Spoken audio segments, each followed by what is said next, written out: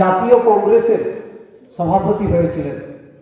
নেতাজি এমন এক দেশপ্রেমিক, সম্পূর্ণ নিঃস্ব অবস্থা দিয়ে ভারতের বাইরে রাশিয়া, জার্মানি, জাপান এসব দেশে ঘুরে ইংরেজ রাজশক্তির বিরুদ্ধে যুদ্ধ করার সমস্ত রসদ সংগ্রহ করেছিলেন। নেতাজি এমন এক দেশপ্রেমিক যিনি সমগ্র ভারতবাসীকে দিল্লি চলো মন্ত্রে উজ্জীবিত করতে পেরেছিলেন। নেতাজি এমন একজন দেশপ্রেমিক, ক্ষুধিত, নিরন্ন, অশিক্ষিত ভারতবাসীকে এক করার চেষ্টা করেছিলেন।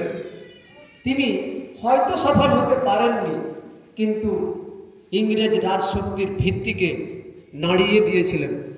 সেই দেশপ্রেমিক নেতাজির জন্মদিবসকে উদযাপন করার জন্য আমরা সমবেত হয়েছি।